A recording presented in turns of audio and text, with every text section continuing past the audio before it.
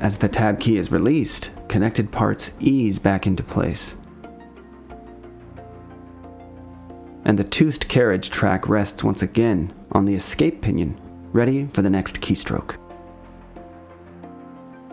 The carriage shifts slightly when returning to the escape pinion.